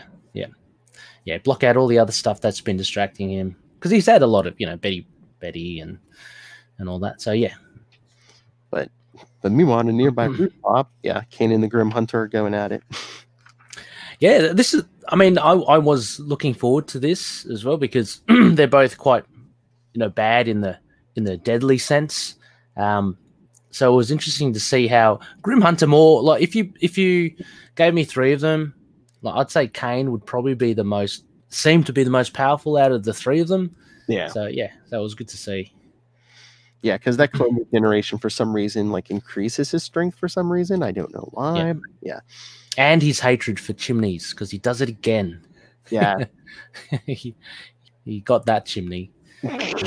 So yeah, anyway, so they're still fighting, and it kind of bleeds out onto the street, right? And Ben Reilly's trying to catch up with them, like, because they've moved on from. Oh yeah, So from the beginning of the issue, where Scarlet Spider gets walloped, they've moved on to another rooftop or something. Yeah. Yeah, because they're moving. Yeah. First, Ben swings over to Peter's apartment to make sure everyone there. Yeah, there's no one there, but he's like thinking, this must be nice. Yeah. He gets the memories again. Nice apartment, beautiful wife. Yeah. Dramatic close up of the eye as he gets kind of a bit despondent again. He's like, why do I do this to myself? Yeah. Oh, but then we see Sewer Trainer coming back to, I guess, his old lab. And another trademark of the 90s, Phil. What do you reckon I'm alluding to? What Seward's wearing. Oh, the trench coat. Yeah. Trench coat. There we go. Now he's fully 90s. Oh, yeah. Trench coat over that X-Men uniform. Oh, yeah. He's so nice. Yeah, that's it. But so he goes somewhere else so he's no longer in Massachusetts. Oh, he's gone. I believe this is New York. New York, yeah. Yeah. But some a rundown, state of the art lab. Yeah, it looks like someone trashed this lab, but or it was just really unused. It's got some writing there. What's it? Call RGK for lab equipment. Ooh, that could be something. Yeah. Maybe not. Yeah, I don't know. But yeah, it's like, Ben, I come back. All I have to do is find you before it's too late. Yeah. But yeah, no, Kane and the Grim Hunter are back on the street. Yeah, look, looks like Grim Hunter. Yeah. Lab, yeah. Now back down on the street. Ben's groggily locating them. He's still kind of really not 100%, but he sees them. And he makes a fantastic entrance. Mm-hmm. He tries to get down there, but he's not all there, so he just crashes into a car, whilst the two are exchanging blows. But yeah, he's thinking, just as my life's starting to go my way, I have to throw myself in between two guys who will probably kill me. Yeah. And before he was thinking, I must be crazy going against two guys. I can hardly beat one of them. Now I've got to face two of them, and I'm kind of dizzy and all that. So it's just good. Again, it's one of the traits. It's quite admirable, I think, from Ben Reilly. One of the things I like, it's kind of that old underdog Spider-Man quality. So yeah. But yeah, he's so dizzy, like he falls on a car. Yeah. And the other two are fighting. Yeah, Grim Hunter's like, I would welcome hunting you, but tonight Spider-Man is my prey. Is he like? So kind of just he throws up a car to get away. Yeah. And Ben's thinking he's too weak to stop them, so he throws a tracer on Kane. Yeah, and Kane stumbles away, but Ben is left there. Well, he's left there, but then he kind of picks himself up. Yeah, and goes, makes his way.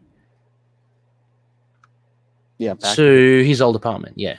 He's like, just got enough time to load up some web cartridges, maybe thaw out a little bit. Yeah, he must be freezing. Oh yeah. Like this is a makeshift suit, right? It's not like it's unstable molecules from Reed Richards, which I'm assuming has inbuilt warming thermal qualities. This is just your run of the mill. At this point, I don't think even Spider-Man has unstable molecules. So yeah, right. But I get surprised because Sewer Trainer is there. Yep. Complete with trench coat and Cyclops uniform. That's right. And so finally we get to see the face. He takes the mask off, which is good. And it's kind of comforting. He says it's good to see a friendly face. Because he's been going through apart from Betty, who he was kind of flirting, and Gabrielle is flirting with, he's just been non-stop, kind of on call. So, bit of relief. And he's like, but he's like, I'm glad. And Seward is glad he can, they can start testing again. But he's like, you look terrible. Yeah. And he tells him about Kane. He's like, he's here, Seward. Kane. Yeah. So I guess that sets up something later on with Seward. I mean, apart from just being an assistant by proxy to Ben Reilly, there's something up ahead with him and Kane. I'm assuming. Not with Kane, I don't think. I think it's just Ben Reilly's had encounters with Kane on the road before, I guess. So yeah, okay. Like, oh yeah, hey Seward, he's back again to cause trouble. Yeah, right. But yes. So meanwhile, Kane's still in the storm, thinking he won't let the Grim Hunter escape, because the Grim Hunter could be the one in my vision who kills, because he sees Mary Jane die, but he doesn't see who does it. Oh yeah, and so that explains, of course, why he's still got this vested interest in the Grim Hunter, because previously he has nothing to do with him other than he was a threat to Peter Parker and Mary Jane. But so this is okay. And he'll be surprised when he finds out who attacks Mary Jane. But we'll get there after a while. But yes, he says, "Oh, she will die and he will suffer. I have no choice. I must take her now." There's nothing better in a howling storm to scream your lungs out and raise your arms in the air. There's no better feeling, Phil. I don't know if you've done it. Not lately, but yeah. I know. But so actually, the weather really plays a part in this, because it really does start storming up. And you think, you'd think that it's really arbitrary why it happens, but I guess it adds some drama and effect to it. I mean if it's that time of year, it could snow. Yeah, I think it's just like another obstacle. Yeah. But yeah, no, Grim Hunter's made it to Central Park, and he's like, Kane is he can smell that sniffing him. Yes. Yeah. So I think Kane, if you seek an ending, let it happen tonight. Yeah, that's it. He's so confident, isn't he? Mm-hmm. Could be his undoing. We see Kane show up. It looks like he's tracking the Grim Hunter. And he's tracking him, but the Grim Hunter's done the old double back kind of thing or whatever. He's leaping at him, so I don't know if he came out of a tree.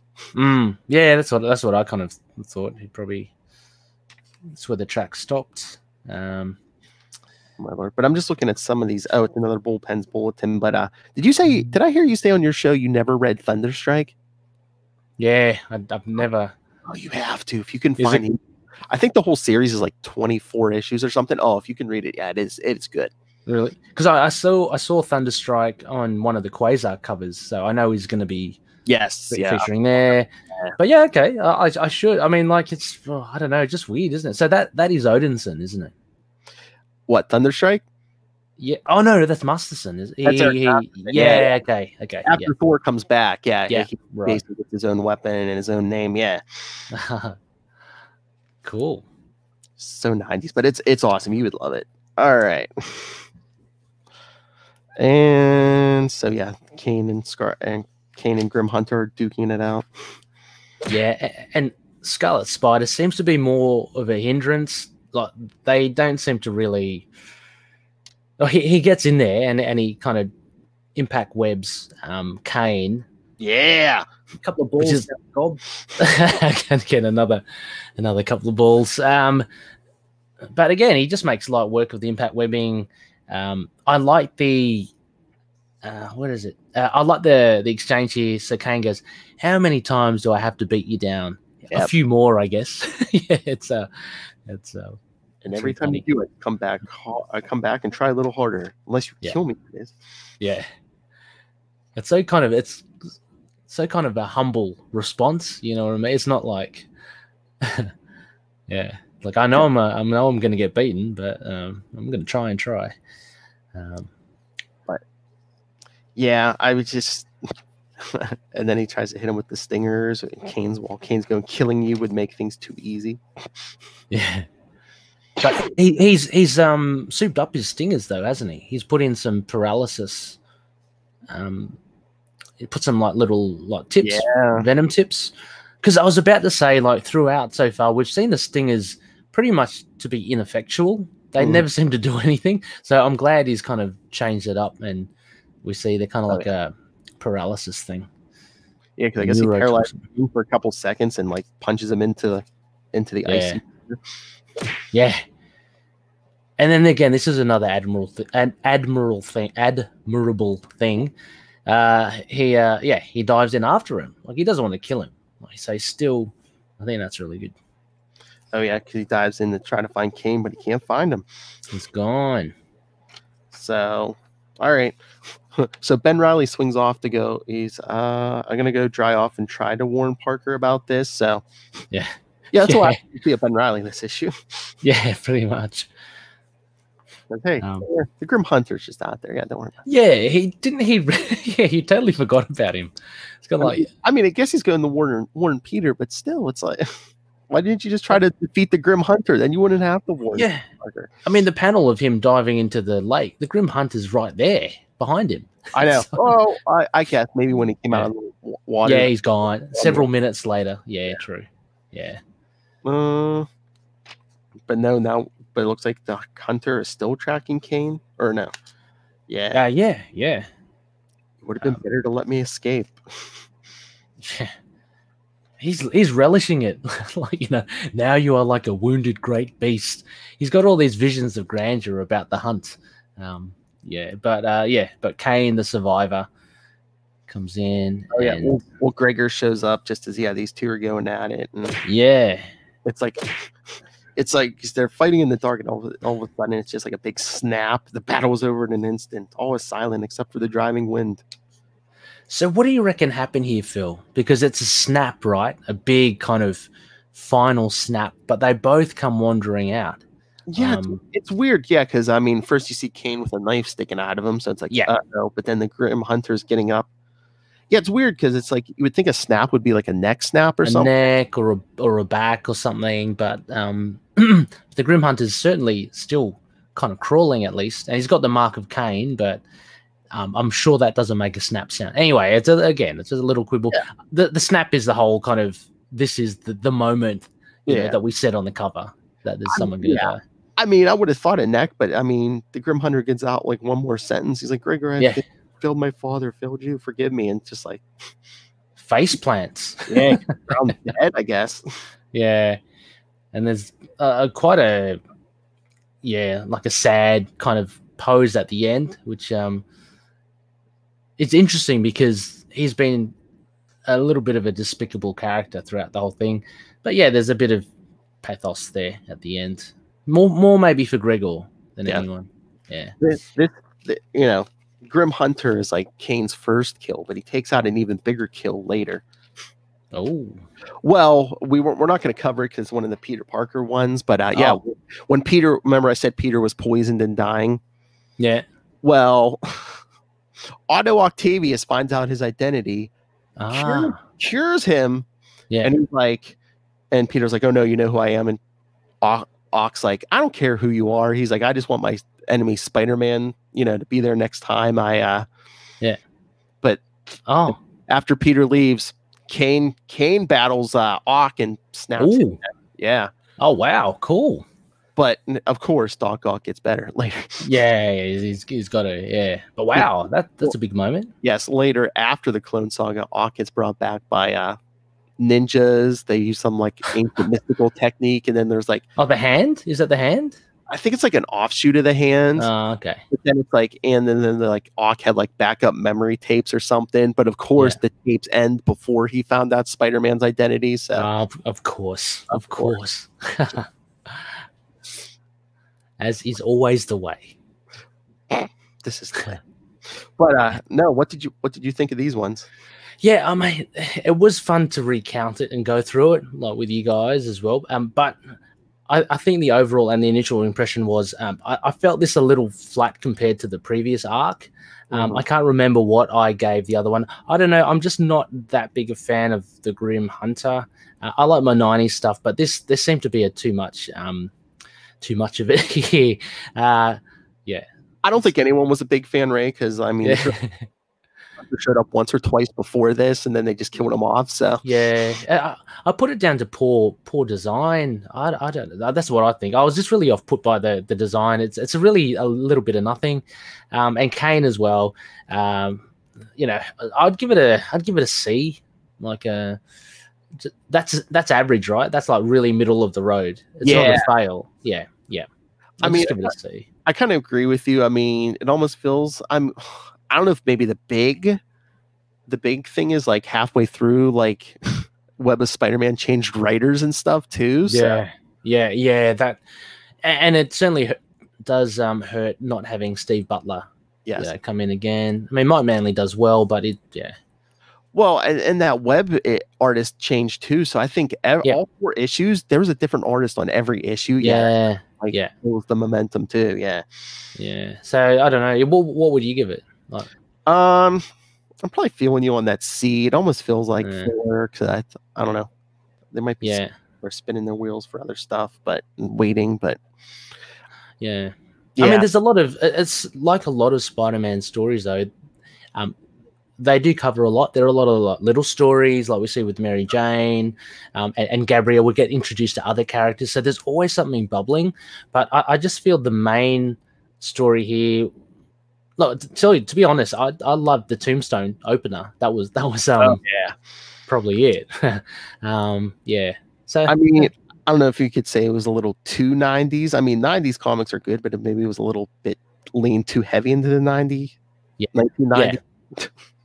I'd love the 90s comics as well, but just sometimes the designs, I don't know. It's I mean, and I felt Kane was, I know he's meant to be all mysterious here as well, and I know the Lost Years came in later, but he was way more interesting in the Lost Years. Kane. Oh, hey, would you want to hear some Matt Kona feedback? Yeah. Let me send me a foul. He's like, ignore the title. It says ITK feedback. So yes, this is not about Into the Night and Moon Knight podcast. This is about what we just covered. All right. Wonder if he just hits that last issue or not. Let's see. Cool. All right. Welcome. This is my feedback from technical difficulty land. I don't know. The internet. It had a stressful morning. It's reviewing his internet. Here's my my thoughts on Spider-Man 55. The cover promises Kane, Scarlet Spider, the Grim Hunter. One will die. My guess was the Grim Hunter. I don't recall reading this issue back in the day, but that was my sure bet. He's already died a fashion death, as Ray has pointed out. I kind of like the juxtaposition of Scarlet Spider in the snow as Spider-Man's body was laid out on a roof with no snow a couple of issues before. Kane is more savage than ever. I always love to see villains fighting each other. Very cool splash page. Maybe the best in the 4-issue storyline of the Scarlet Spider swinging through the snow. I know his mask obscures his face, but you know that underneath that mask, they are very focused. And you see the more of the fight, Grim Hunter and Kane circling each other. I love how Kane knocks out another chimney. It's chimneys. It's going to be tough on some of those New York City children hoping for candy bars this Christmas, but the fight must go on. Scarlet Spider looks into the brownstone. He sees this dark, and then he sees more of his fleeting visions of the life that he will always elude him. Lead? Family, happiness. You see, where Trainer arrives to the dusty old New York lab. It's got to be expensive to finance a lab in New York while you're living in the Berkshire Mountains in a updated lab. But who knows? Lots of abandoned buildings in New York. Maybe he's not paying rent on it. Still concussed Ben watches as two foes do battle, knowing he had a hard time with them individually and doubting that he could do so battling them as a tandem, but he tries it and promptly falls dizzily through the air as Kane nearly deals a death blow to the Grim Hunter, who counters by blasting him and escaping. And Kane follows suit. Scarlet Spider shoots a tracking device onto him through a cloud of wooziness. Ben goes home. We didn't mention this earlier, but Ben goes home for the second time in 2 issues to load up on supplies. Yeah. Why does he just get a utility belt? I think he has one. Just get a backpack. Goes good with he needs something more. He needs a bigger utility belt. Or pouches. Yeah. Seward there tells Kane he's around, and they go off to the lab. Kane has found someone new to stalk. It sets off in pursuit of the Grim Hunter, wondering if he's from the Vision, if he's the guy who's going to kill Mary Jane. Grim Hunter senses Kane. I don't know if he's smelled a little spider DNA.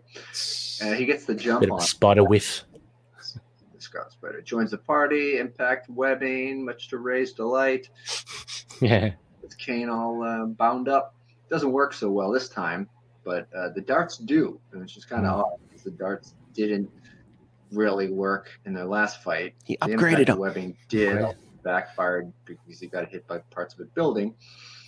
And paralyzes muscle, falls into the water. Scarlet Spider goes to save him, can't find him, just gives up. So now the cover to Kane just gives up. Yeah. And then Grim Hunter's also gone. And then we find out he heads out, but the two have found each other, engaged in battle once again.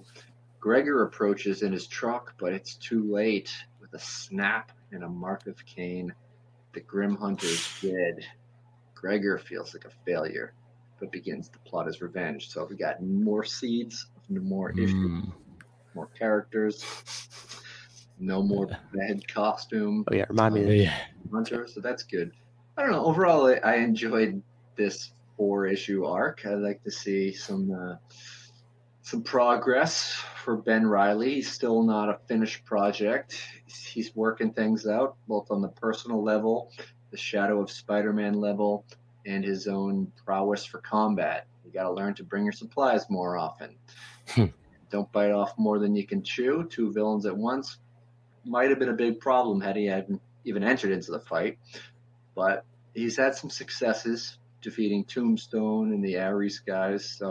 So far, so good for Ben, the Scarlet Spider.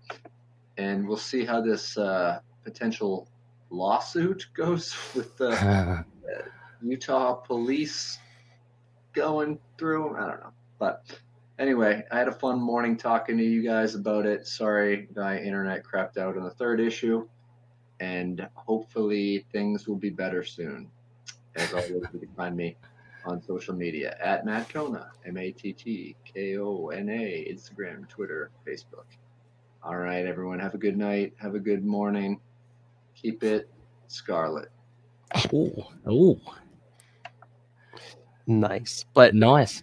Yeah, no, that I forgot to hit that up. I wanted to hit that up. Yeah, the whole Gregor swearing revenge. It's like he's like, yeah, he swears of revenge against Scarlet Spider. I don't think we ever see him again. Yeah, well, it's a bit of a fizzer, isn't it? I know. It's just like it's terrible. I think he killed my son. I will kill him. Never. Yeah, and then he fails miserably. I think Matt raises a good point. Despite the C rating I give it, I do think that the Scarlet Spider was written like his development was good. Like if you read it from the other arc and you see how he's going, he's tracking quite well. So if anything, I think his development was one of the highlights of this arc. But yeah. Oh yeah, definitely. Yeah. All right. We've been at this 2 hours. I'm going to let you go. Probably. Don't worry. It's great chatting. But next time for Scarlet Spider in 1 month, we're only going to cover 1 issue. Spider-Man Unlimited number 8. Oh. And I'm glad I gave you the lowdown on Doc Ock because in 2 episodes we're going to be doing Spider-Man Funeral for an Octopus, the 3 miniseries. Oh, okay, that'll be cool. I like Doc Ock. I think he's good. He's a nice villain. Yeah, Charlie Esser's favorite. Yeah. Oh, is he? Okay. All right. Who's your favorite? Who's your favorite villain, Phil? I mean, Spidey villain. Then let's go Spidey. Then I don't know. I don't know if I have a favorite. I do like the big ones. You know, your Doc Ocks, your Green Goblins, your Venom. Well, yeah, Venom. Yeah, Venom's quite good. Yeah. I don't know. I like the Sinister Six. Yeah, they're good. The Sandman's pretty cool. Oh, yeah. And they don't use Hydra Man enough. No. I think he's pretty cool. Morris Bench, he's really cool. Oh, yeah. Yeah, they don't use him enough anymore. Yeah. There's sorry, just incidentally, I don't know if you read, there's this could take this off air, but there's a West Coast Avengers. Did you ever read it? It's Wonder Man and Hawkeye go up against Hydra Man. Yes. And number 59. Yes. Yeah. Oh, jeez, and Phil, jeez, and he's smarted up by Loki. Yeah, and you actually see how good he can actually be, like good as in how powerful. Mm-hmm. Yeah, but then they take away his smarts and he becomes your normal street crim again and easily beaten. But yeah, that if anyone who wants to know more about Hydra Man, Avengers West Coast 59, as Phil says, it's a really good one. And I think, there was like a 2-part Amazing Spider-Man. I think it was last year. Lilith and I covered it where, Sandman and Hydra Man get like mixed up and they become like this, like, oh wow, muck creature. Yeah, cool. Oh, that's bound to happen. Those two. Oh yeah, it was like early 80s. It was messed up. It was pretty cool. Yeah. All right, so send us your thoughts on all that upcoming stuff. Email us capesandlunatics@gmail.com. Call the voicemail 614-382-2737. That's 614-38-CAPES. If you're watching YouTube, it's right there. Follow us on social media. Find all the links to everything. That's Linktree, linktr.ee/capesandlunatics. And remember to support the sponsors: Tweaked Audio, Hunt a Killer, Pod Life, the book, the first volume now in digital and paperback. And when you buy anything, use the link for Amazon. It's right down there in the show notes. Support this show, support the Southgate Media Group, and support Rob, Master Doom Southgate. Let's buy the dude some pants. Go back to my history, and you will find out I am right so much more often than I'm wrong. Mark my words. All right, Ray, where can everyone find this aforementioned Into the Night we keep talking about? Oh, absolutely. You can catch me on Twitter @ITK Moon Knight or on Facebook, either our page or group. So that's facebook.com/ITK Moon Knight, or the group is facebook.com/groups/ITK Moon Knight. Also, just want to give a quick shout out to my other podcast, Last Sons of Krypton. It's a Superman podcast, Twitter handle @LSK Podcast, and similar Facebook page is facebook.com/LSK Podcast. I co-host that with Kona. He's an awesome Superman fan. Go check it out. The big bazooka. I think Matt Kona said he's everywhere on social media @Matt Kona. Surprise. Mm-hmm. So, yes, go follow Matt. He's a funny guy when you can hear him. All right. So, thanks for joining us. Like I said, come back next week for more Lilith, and then join us for Scarlet Spider in 1 month for Spider-Man Unlimited number 8. So much Spider-Man. Look, we almost gave you 2 hours. Yeah. But until then, swing on back. The whip.